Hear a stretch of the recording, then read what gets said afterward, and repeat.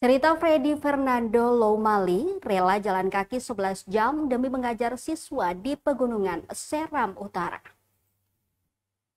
Ketika kebanyakan guru di kota mengeluhkan macet menuju sekolah, Freddy Fernando Loumali justru harus menembus belantara dan menyeberangi 4 sungai besar demi bisa sampai ke ruang kelasnya. Yang ironisnya bukanlah bangunan sekolah, melainkan rumah warga.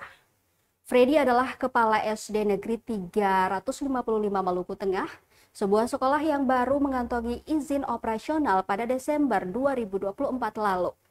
Sekolah ini berada di Desa Hatuolo, Kecamatan Seram Utara, Maluku Tengah, sebuah desa terpencil yang hanya bisa diakses dengan berjalan kaki selama kurang lebih 11 jam dari Desa Kalowa.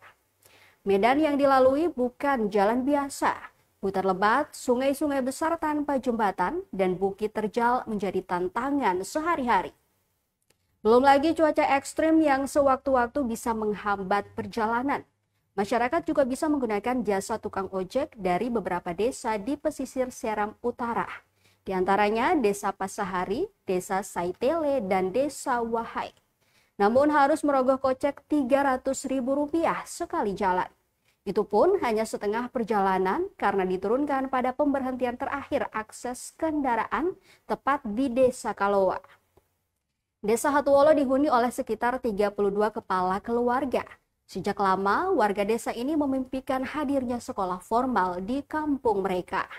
Impian itu akhirnya mulai terwujud dengan diterbitkannya izin operasional SDN 355. Namun hingga saat ini, gedung sekolah belum berdiri. Proses belajar mengajar dilakukan di salah satu rumah warga yang secara sukarela dijadikan ruang kelas darurat. Freddy tidak sendiri, ia dibantu 2 pemuda desa tamatan SMA untuk mengajar siswa-siswa di desa tersebut.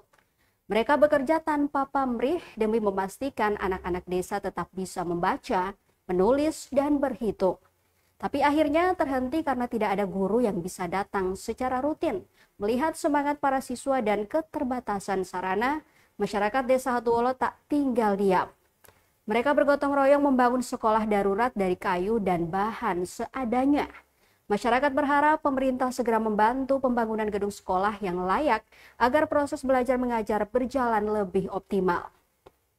Saat ini pihak sekolah masih dalam tahap pengurusan dapodik atau data pokok pendidikan sebagai syarat agar dapat menerima bantuan operasional sekolah atau BOS.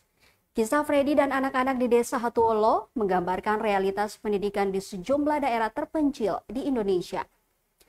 Di saat sebagian anak-anak menikmati fasilitas pendidikan berbasis teknologi, tak sedikit yang masih harus bertarung melawan keterbatasan.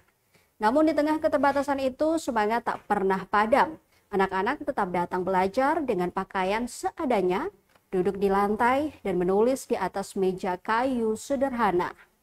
Mereka ingin pintar, mereka ingin masa depan yang lebih baik.